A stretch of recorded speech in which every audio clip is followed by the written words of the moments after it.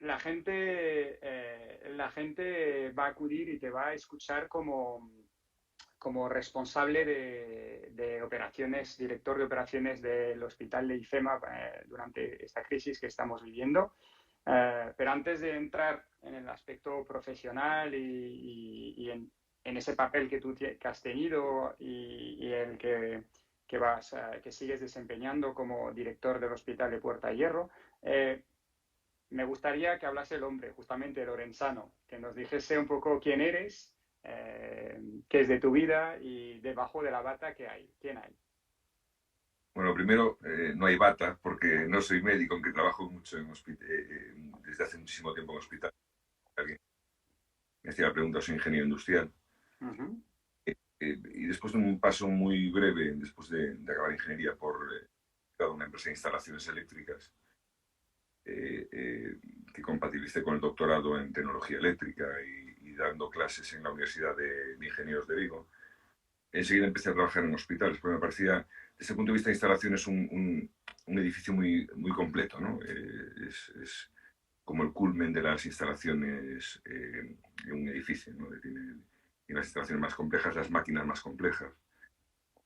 Y empecé en el Hospital de Pontevedra, de ahí me vine enseguida al Hospital La Paz de subdirector, después me fui al Hospital de Orense de director, después me fui al Hospital Central de Asturias de gerente, después de director de gestión del Hospital La Paz, donde estuve 7 años, y ahora llevo un año en la privada, en la concesionaria del Hospital Puerta de Hierro, que se llama Hospital Majadahonda. O sea, ahora estoy desde un año. Muy bien. O sea que, pero el salto del diseño de sistemas industriales a la gestión, ¿por qué lo das? ¿Qué es lo que te... Cuando empiezo en el Hospital La Paz, empiezo en la parte técnica del hospital, en mantenimiento, pero desde una subdirección ya, ¿no? Llevando Uh-huh. toda la y enseguida me adosan también todos los servicios generales Uh-huh. y resto de servicios, digamos todos los servicios que no son clínicos de hospital.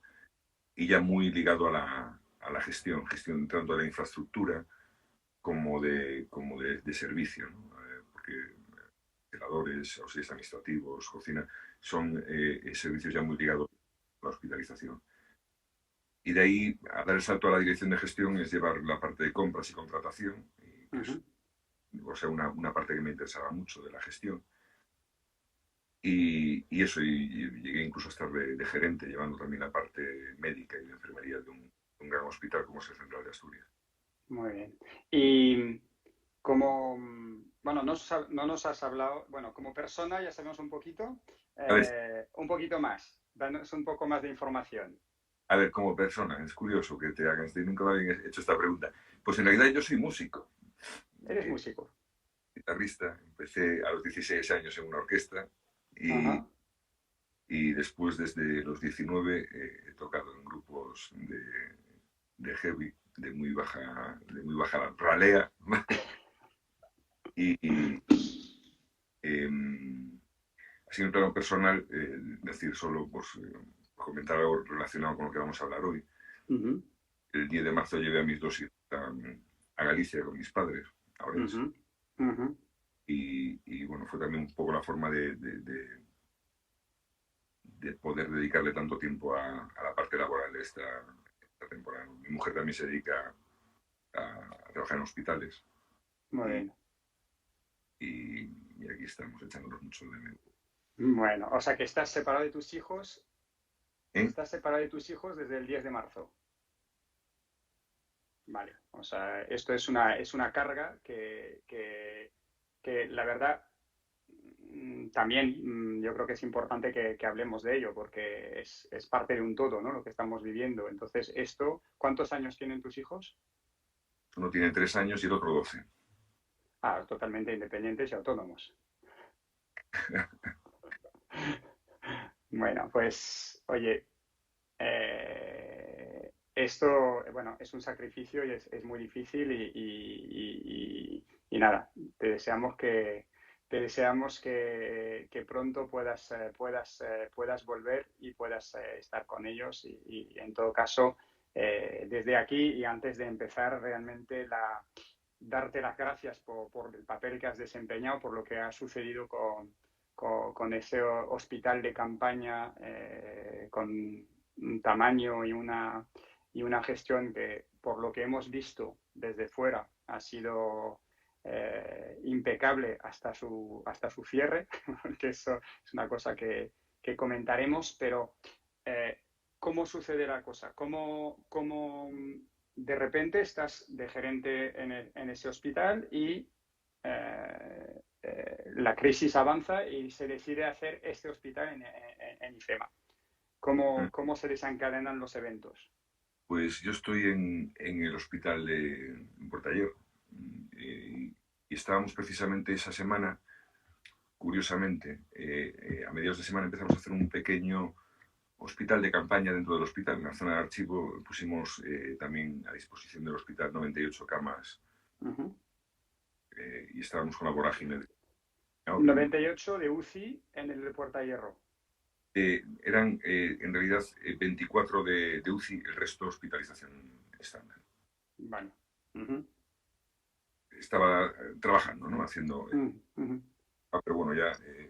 y el viernes, día 20 de marzo, a las 12:30 aproximadamente de mediodía, en realidad me llama primero la madre del proyecto, que es Yolanda Fuentes, que es la directora general de Salud Pública de la Comunidad de Madrid. Había coincidido en La Paz en la época del ébola, que me tocó. Alguna vez he pensado que a lo mejor soy yo gafe, porque me tocan todas, pero había coincidido con ella, con unos amigos, y me comentó, oye,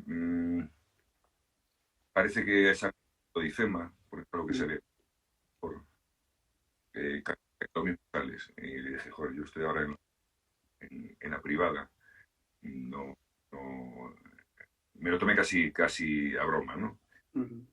Ratito me estaba llamando el consejero de Sanidad pidiéndome que le echara una mano con el proyecto. Que había que hacer un hospital de campaña en IFEMA, que no hace falta que me pusieran al día de cómo estaban las cosas en Madrid, porque lo sabía de primera mano. Pero...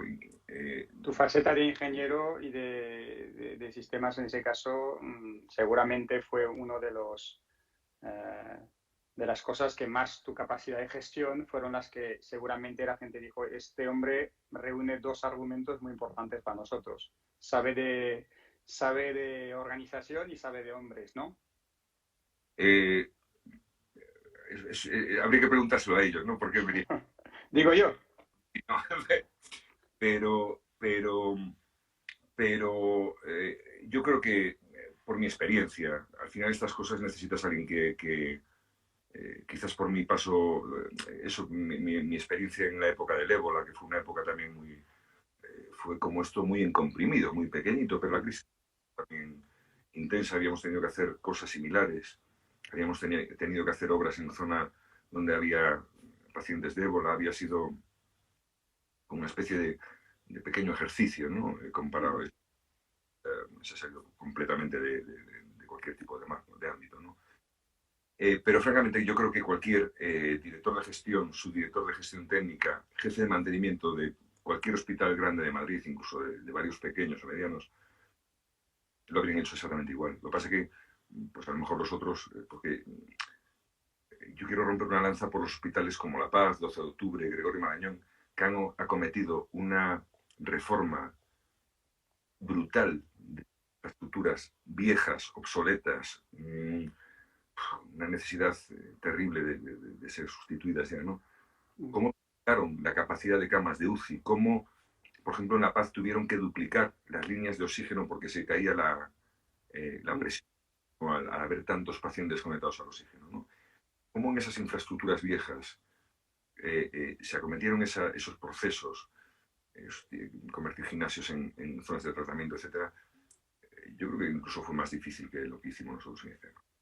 Y cualquiera de los profesionales que estaban y se me ocurren es que 20 nombres ahora que te podría dar, que lo hubiesen hecho mejor. Lo que pasa es que pues yo no sé si porque yo estaba más liberado o porque fue nombres que se les ocurrió, no sé.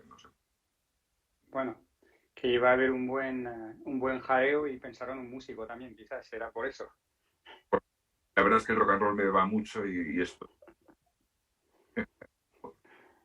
Y eh, antes de pasar a la experiencia, digamos, a nivel organizacional, profesional, como persona, bueno, sabemos, nos has comentado, ¿no?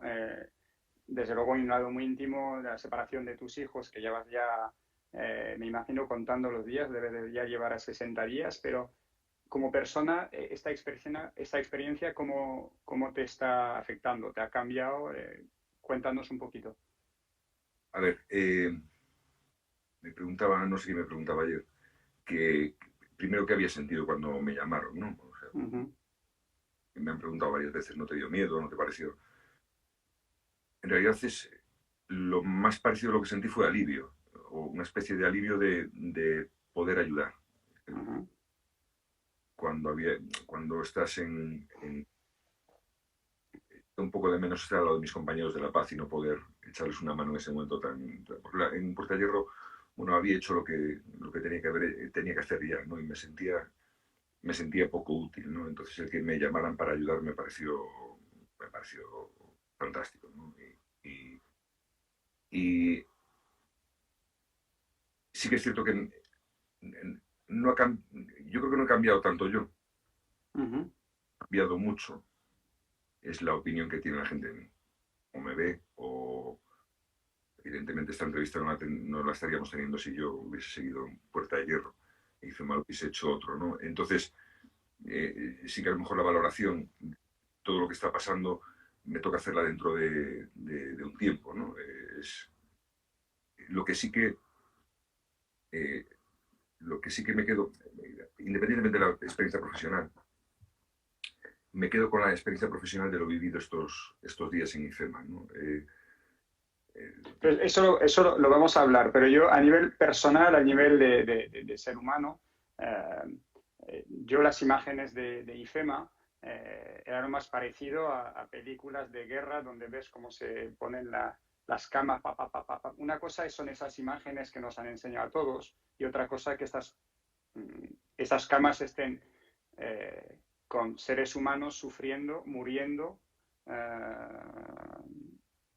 Eso es lo que, esta visión, porque no es una visión habitual. Cuando trabajamos en un hospital, cuando vamos a un hospital, vemos, entre comillas, caso por caso, pero esto es como un mar, ¿no? De camas, un mar de dolor delante. No sé, es como lo imagino yo, no sé si estoy confundido. A ver, esas imágenes que se difundieron sobre todo el primer día, porque eso fue, a mí me llaman el viernes Mm, a las 12:30, llego a las 3 y pico a IFEMA, a las 3 más o mm, menos, estaba cerrado todavía IFEMA, no había nada, me reúno con mm, el equipo, gente extraordinariamente profesional, pero personas encantadoras que bueno, fue un poco la clave, ¿no? de la rapidez del montaje. Entonces decimos en el 7 y 9, que son los pabellones más grandes, hacer la implementación de lo que fue el hospital. Y mientras tanto, el pabellón 5, que era un pabellón más pequeño, mm, el día siguiente, que en 24 horas ya teníamos que estar ingresando pacientes. mm, Esos son los pacientes, esas fueron las primeras fotos, efectivamente en suelo de hormigón, no es para ni echar PVC, eh, mm, con camas montadas simplemente en el suelo, unos controles de enfermería por cada 50 camas, y el suministro de oxígeno era a través de botellas, de botellería, mm, mm. porque es que había mucha necesidad ya en Madrid de liberar camas de urgencias. Sí, sí, Entonces, sí. ahí ese fue, digamos, el hospital de campaña per se, ¿no? El hospital casi militar, ¿no? El hospital Claro. de- A eso de- me refiero, a esa emoción que no habías vivido nunca. nunca, no sé cómo describirlo, realmente después hemos tenido mucha suerte, bueno, mucha suerte. Los primeros pacientes que nos mandaban a IFEMA no eran de los más graves, evidentemente, ¿vale? Ajá. Quedan en los hospitales, que eso también hay que decirlo. Nos mandaban, bueno, una patología que creíamos que podía evolucionar bien, ¿no? Que Ujú. necesitaba. Entonces, de los 4.000 pacientes que pasaron, solo tuvimos 16 éxitos, Vale, bueno. que es un ratio muy, muy bueno, del 0, Ujú, quisiéramos que no hubiese sido ninguno. ujú, Pero, pero recuerdo el primer día, o sea, empezamos a ingresar pacientes el sábado a las 10:30 y el domingo por la mañana ya dimos un alta. y está grabado, justo había un cámara por allí, grabó ese mm, momento, aplaudiendo, saliendo el paciente. Es que desde el primer momento hubo un espíritu, un ambiente muy positivo con todos.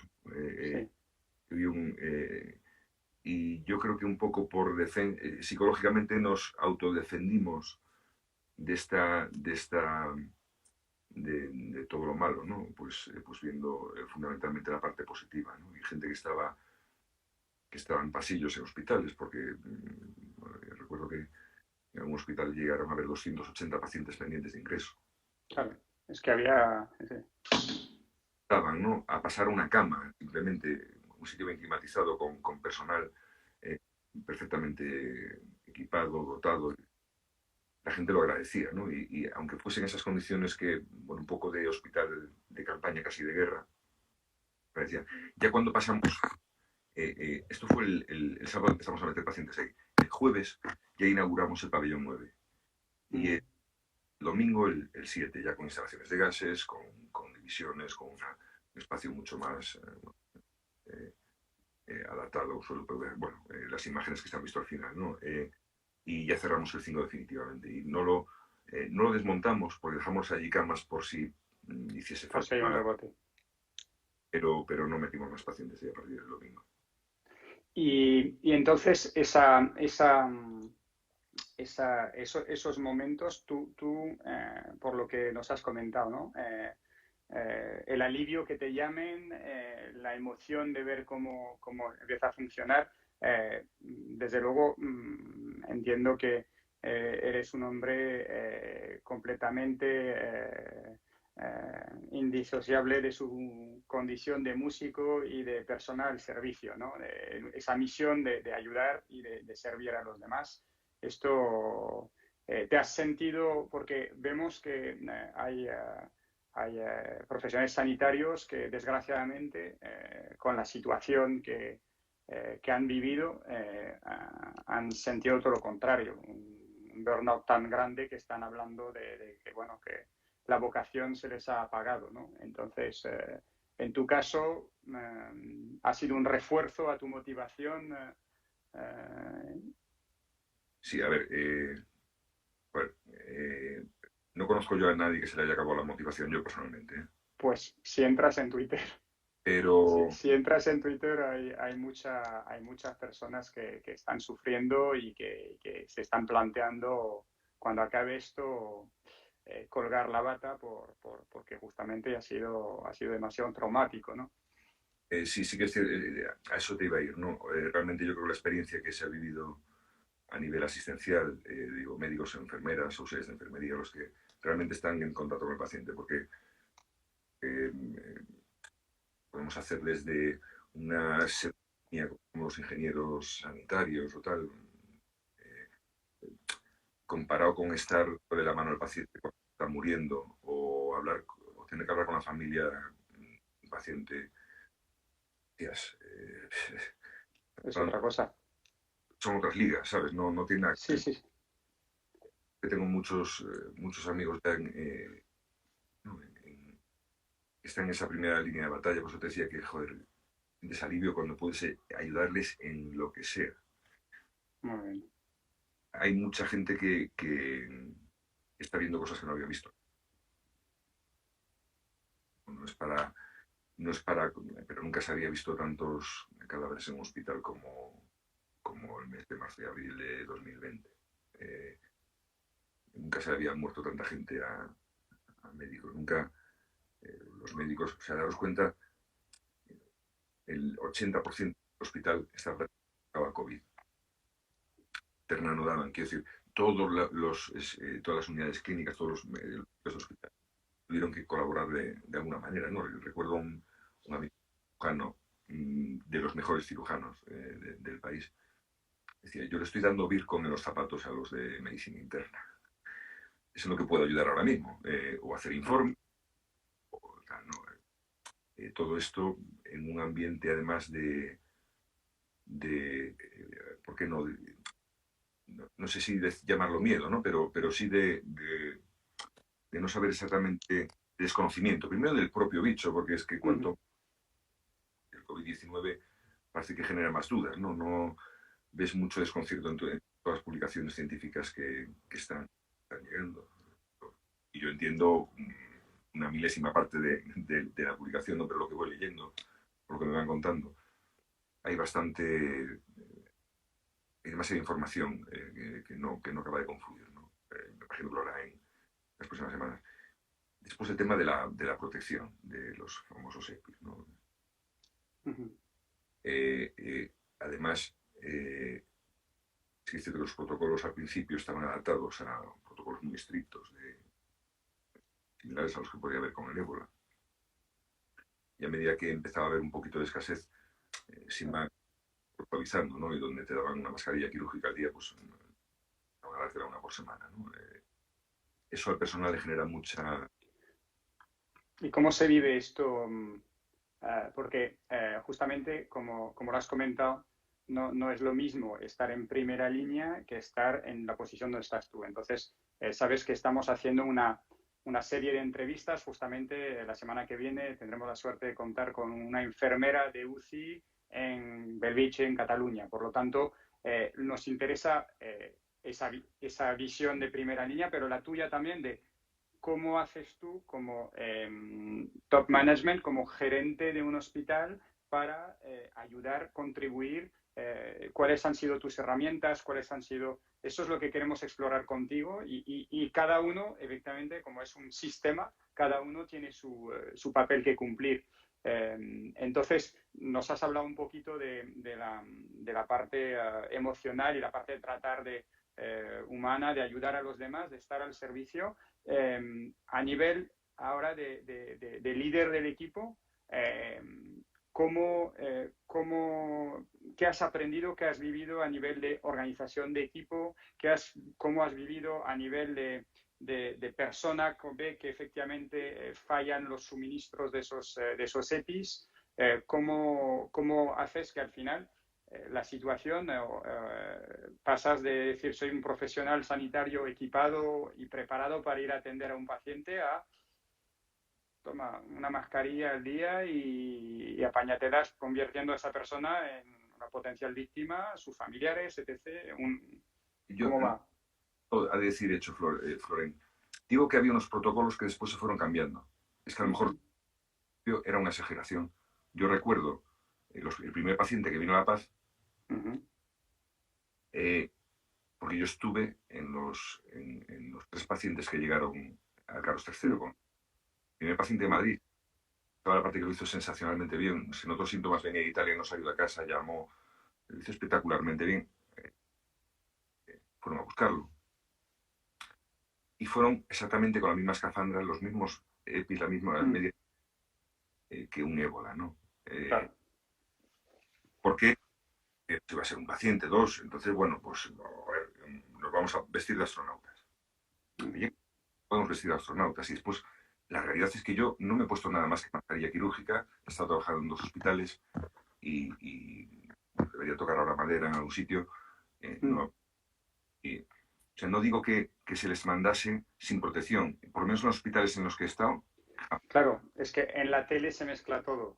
Digo que los protocolos iban cambiando. Lo que pasa es que tú a una persona que le dices que el protocolo el 15 de febrero es uno y el 10 de marzo, con rumores de que no hay EPIs, no sé qué, se lo cambias y había que adaptarlos a lo que teníamos, al esto que teníamos, porque entonces sí, porque si no sí que nos íbamos a quedar sin absolutamente nada, ¿no? Digo, nosotros y en todos los hospitales de España, ¿no? Esto creo que ha sido generalizado. De forma que el propio ministerio iba relajando un poco también a medida que íbamos avanzando en el conocimiento del virus, porque no es lo mismo tratar una cosa en febrero, que no sabíamos absolutamente, en marzo o abril, que ya empezamos a conocerlo un poco mejor.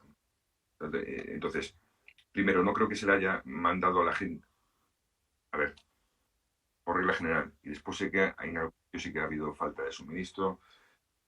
Después, hemos visto profesionales haciendo EPIs con bolsas de basura. Y yo también he visto una que decía que estaba en IFEMA y salía con una bolsa de plástico en la cabeza, que es como si salgo yo con una bolsa de plástico en una oreja. Porque ningún protocolo pone que hay que ponerse una bolsa en la cabeza ni de plástico ni de nada. Lo que pasa es que si además lo ponen en el telediario de la primera a las 9 de la noche, pues creemos que esto es un desastre, ¿no? Mm. Pero de los medios de comunicación hablamos después de estas. Me estás preguntando por la gestión de los equipos humanos. Sí, ¿cómo funciona esto? Con Estamos ese miedo y con esa necesidad, ¿no? pensando en los médicos y en las enfermeras, que son profesiones muy vocacionales, ¿no? En un 95% de los casos. ¿Vale? Castelao, por ejemplo, hizo medicina y nunca ejerció porque no le gustaba, ¿no? O está en Wyoming, pero los demás suelen ser. Pero yo quiero romper una lanza grande, gorda, robusta, primero la limpieza o el celador, diga, cobrando 1.000 euros al mes, sin ningún tipo de vocación, porque nadie a los 6 años le preguntan qué quiere ser y dice que limpiadora. Ni con los mismos protocolos y con los mismos problemas que puede tener la enfermera o el médico y con mucho menos conocimientos científicos de la cuestión. Es decir, que el desconocimiento induce al miedo y el miedo al lado oscuro. Bueno, con muchos menos conocimientos han estado al pie del cañón y han sido fundamentales. Sobre todo limpieza. Digo sobre todo limpieza porque la mejor manera de luchar contra el virus es la limpieza y la desinfección. Y ver cómo no falla ninguno, ver cómo están al pie del cañón. Joder, es difícil de explicar. Esto ya pasó también con el ébola. Perdón que me refiera mucho a eso, pero es que veo similitudes. Cuando fue el ébola, la persona que más entró en la habitación de Teresa, más que ninguna médico, fue la señora de la limpieza. Y lo que contagia, son los restos que se limpian de la mesilla de noche, de la cama, de la pared, de estos pacientes. Por eso que cuando ves estos profesionales que llegan por la mañana, que tienen hijos, que tienen padres, cuidar, que se ponen el EPI y entran a la habitación a limpiar, pues, ¿qué no haría yo por echar una mano también en lo que... O sea que... El cómo se gestiona... No te lo sabría explicar, ni siquiera sé si lo he gestionado bien o mal. O sea, realmente lo único que puedes hacer es darlo todo porque ese colectivo esté lo mejor posible y explicarlo lo mejor posible, darles toda la información, apoyarte en compañeros que sí que son clínicos y tienen conocimientos que le pueden impartir para que pierdan, se sientan más seguras y sobre todo poner en valor lo que hacen, porque nadie lo pone en valor. Se le aplaude a los médicos y a las enfermeras, nadie sale a aplaudir a las limpiadoras. Pues que a lo mejor hay que salir a aplaudir a las limpiadoras y a los celadores, y al de mantenimiento, que se mete en una zona sucia porque hay una cosa rota. Y además es que no salimos en los patas grises, no salimos en las series de hospitales. No. Y están haciendo una labor extraordinaria. Bueno, quizás detrás a lo mejor es una creencia que no tienen esa vocación, pero a lo mejor justamente se sienten importantes y así actúan, ¿no? Y eso... creo que son conscientes de ello. Son conscientes de ello. Entonces, las recetas para un líder de un equipo, mucha comunicación, mucha empatía, mucho servicio, es un poco las recetas que voy extrayendo de tus respuestas. Quiero decir, no tengo yo la receta de nada, y mucho menos de... No, nadie, pero tú no, te escuchamos. Yo soy una pieza más del engranaje, ¿sabes? Y yo estoy en una situación en la que soy el que tengo que conseguirles cosas, soy el que tengo que proporcionarles toda esa seguridad para que ellos puedan hacer el trabajo, porque son ellos los que hacen el trabajo. Lo único que tienen que puedo ayudarles para que puedan hacerlo lo mejor posible, ¿no? Un líder al servicio, estoy oyendo yo, un líder al servicio. ¿qué hubieses podido, algo siempre se nos queda en el tintero de decir, hubiese podido hacer mejor?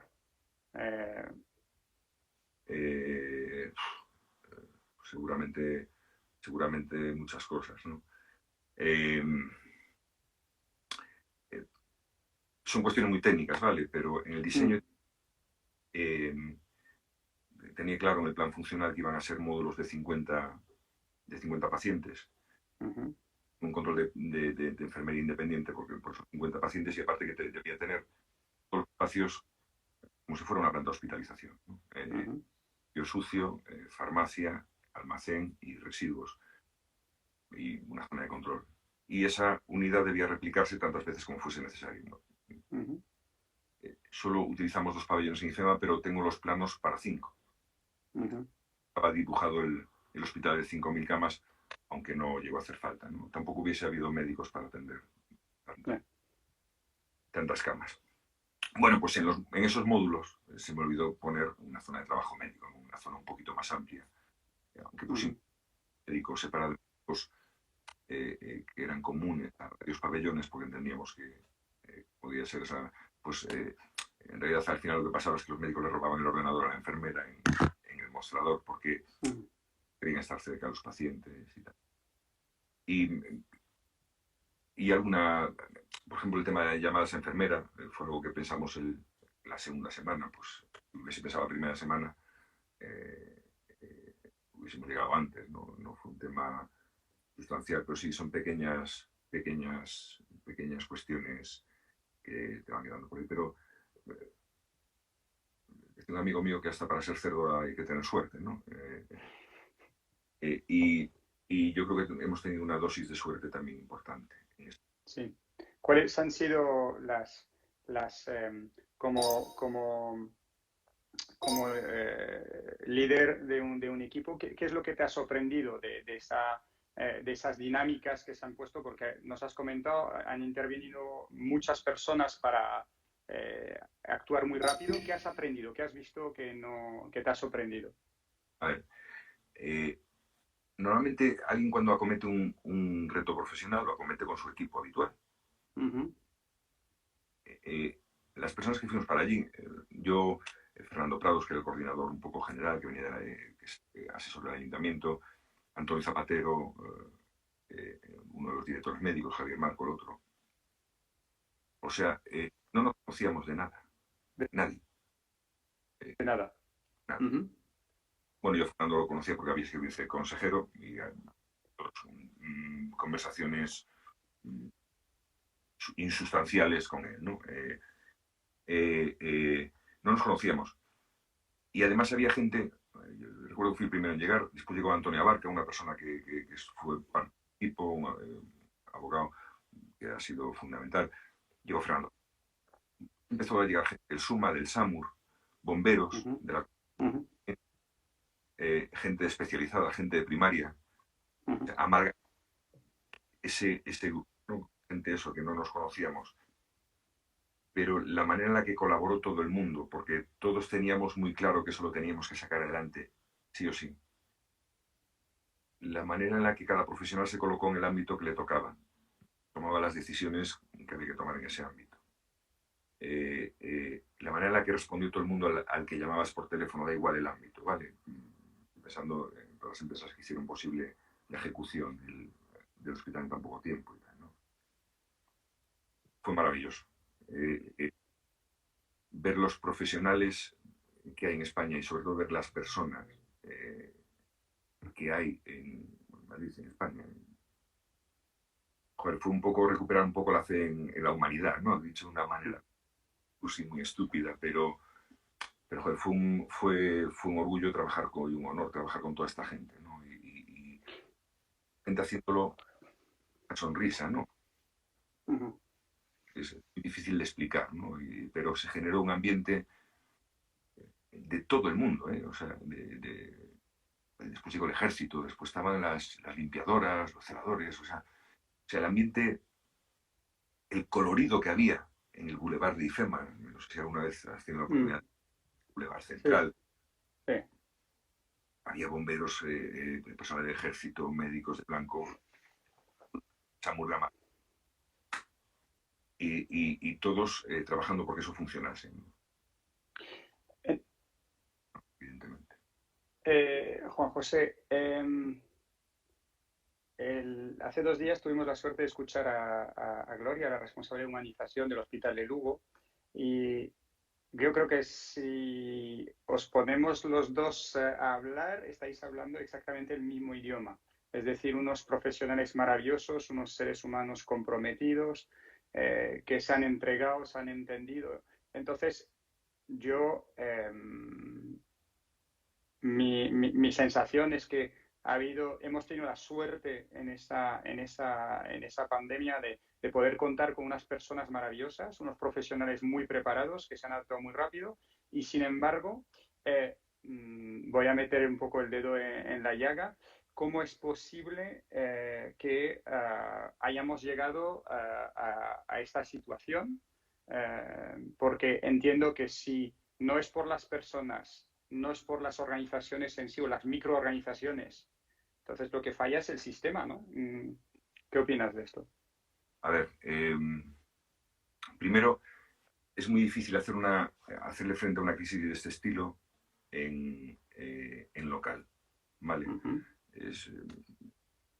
No es algo que desde y lo digo porque soy muy crítico con que sí, que dice que la OMS que avisó con tiempo y tal. Bueno, no sé si avisó con la vehemencia que después, si avisó al mismo nivel de vehemencia que ha actuado el virus. Me parece que yo creo que a principios de mayo todavía, perdón, de marzo, yo a principio, la primera semana, iba a ser una gripe.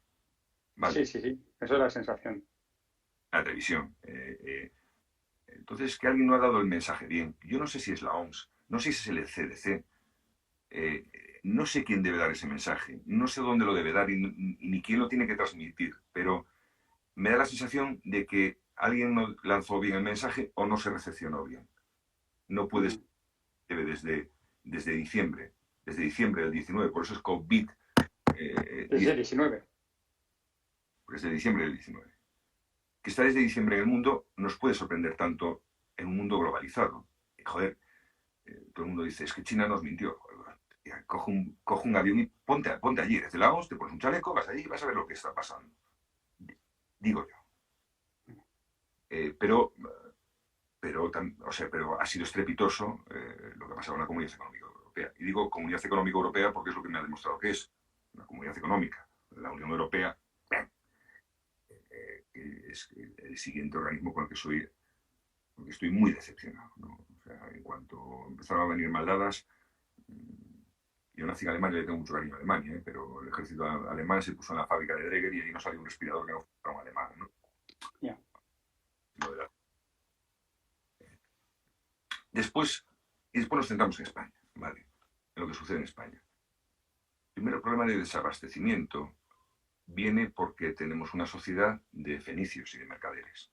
No fabricamos nada. Hemos perdido industria de este país y no sabemos ni fabricar mascarillas. ¿Vale? Entonces nos quedamos al albur de lo que nos puedan vender. Bien, China, la fábrica del mundo.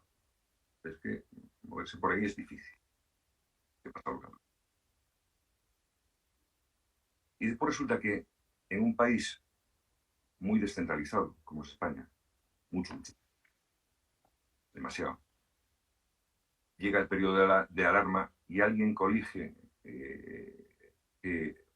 que lo adecuado es centralizar la gestión de toda esta crisis y poner al Ministerio como líder de esto. Y eso que a nivel filosófico, nunca mejor dicho, encaja muy bien y que puede ser una buena idea, me hace pensar dos cosas. Primero, coño, si cuando van mal dadas está la opción buena, la solución buena es centralizar esto, en situación nominal también debe ser la cosa buena, no como lo tenemos descentralizado. Digo yo, está bueno, y ya sin meterme en eso. No, es un debate. Pero me parece una vergüenza lo de los 17 ministerios de sanidad que tenemos en España. Pero bueno. Pero es que después, ¿quién está de ministro? ¿Y quién está en el ministerio? El ministro está un filósofo, pero es que antes era una abogada, y antes un filólogo, y antes... Si da igual quién. Si se ofreció a Podemos y no quiso en la anterior votación, alguna de las 8 que vimos el año pasado. No querían porque no tiene competencias. Es que no tiene competencias. Es que, no hace ni lo que debe. Quiero decir, pero no es un problema de las personas que están ahí. Es un problema de cómo está conceptuado. Es un sistema que está preparado para que no funcione. Es que es imposible que engrane. Entonces, el Ministerio evidentemente tiene que liderar una cosa así. Por supuesto que tiene que liderarse desde el Ministerio a nivel central. No puede ser de otra manera. El problema es que ¿quién? Es que después tiene que haber alguien que levante el teléfono y haga las cosas. Y si es alguien que en 20 años no ha comprado una mascarilla, no sabe ni a quién llamar. Y no es porque no tenga afán, y no porque la decisión política sea inadecuada. Seguramente es lo que haya que hacer.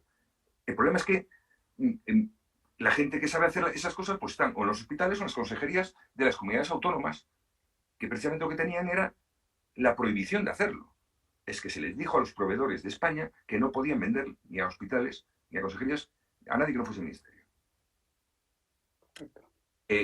Entonces, yo creo que esta crisis en realidad, a veces a una organización una crisis le viene muy bien. No hacía falta que fuera así de grande, ¿vale?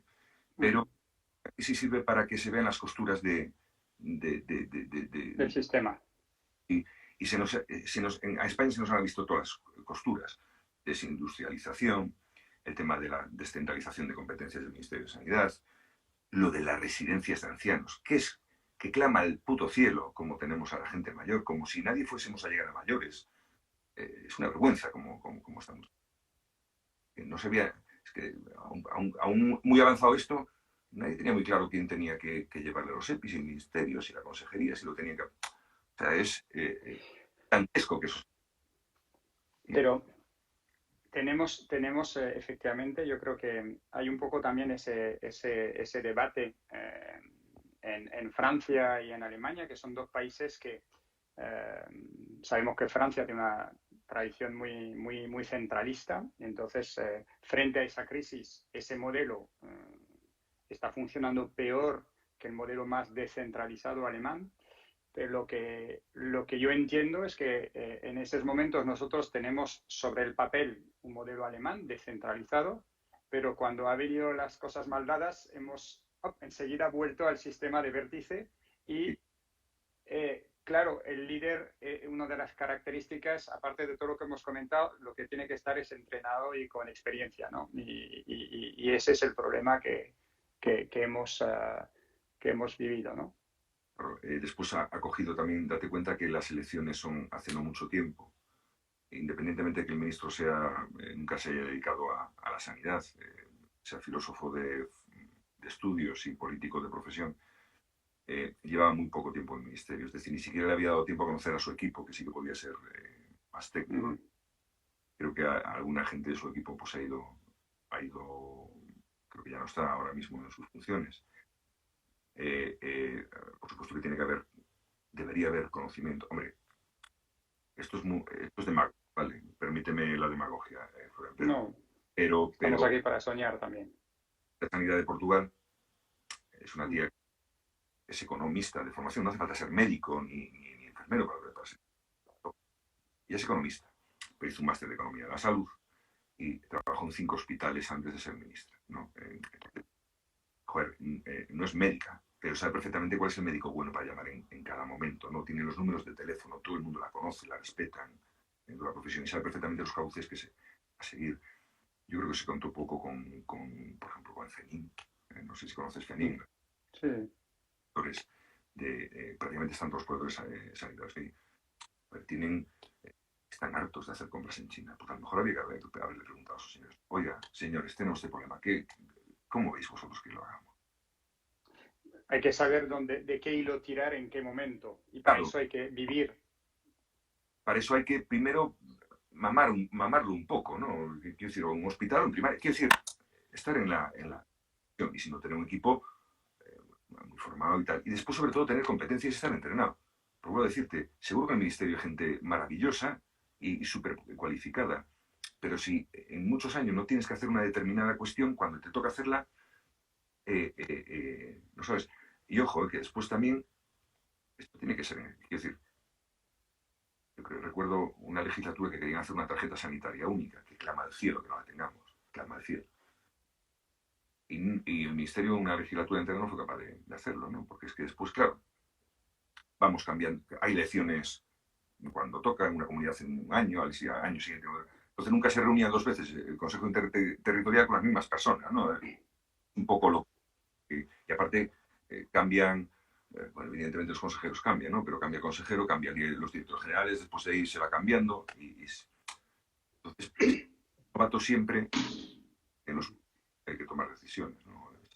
En alguna comunidad donde hay política y los resultados no notan, ¿no? Y después hay comunidades que van con ritmo respecto a otras. O sea que si nos viene una segunda oleada, un rebrote, ¿seguiremos igual? No. En algunos aspectos vamos a estar mucho mejor preparados. Todos. Ya no hay tantos problemas para comprar EPIs a unos precios curiosos, pero se pueden comprar ya.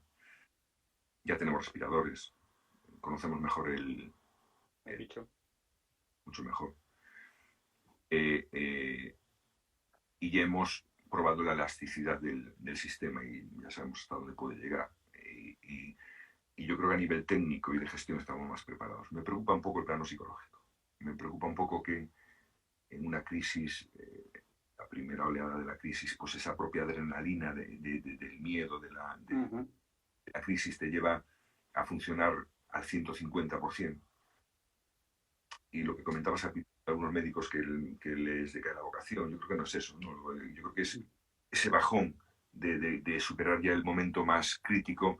De repente te vienen todas esas imágenes a la cabeza, ese día que puedes quedarte en casa y no tienes que ir a trabajar, ¿no? Después a lo mejor de 30 días trabajando.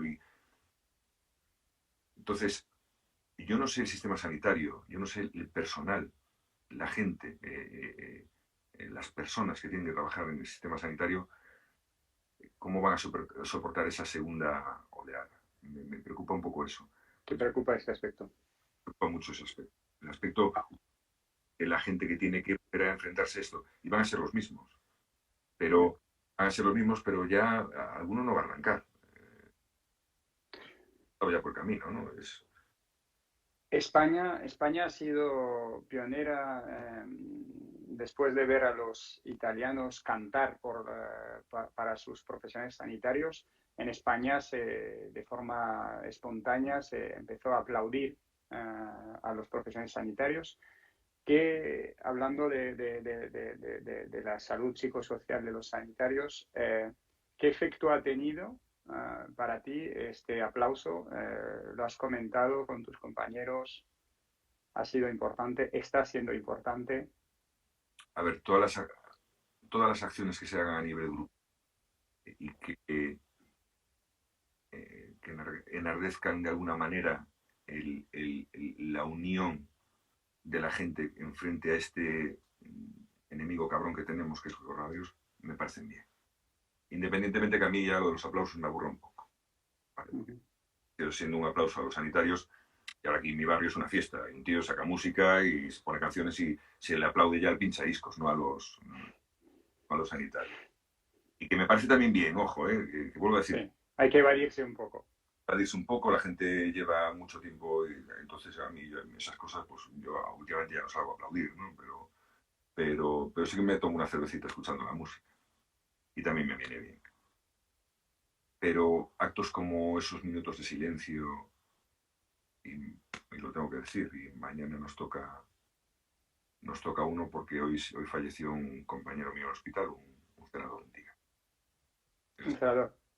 Es la segunda persona, Javier Ruiz, 52 años, y mañana tenemos un minuto de silencio por él. Y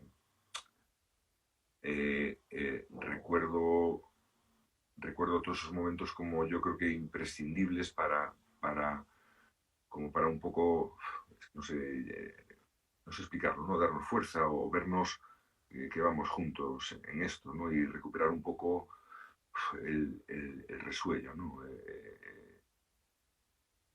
Y por eso sí que creo que son importantes. Cada vez tengo más compañeros que les empieza a molestar más el tema de los aplausos, ¿no? Pero La mayoría yo creo que es algo que nos gusta, ¿no? Que solo sea, ya te digo, por ver que la gente está muy contra esto.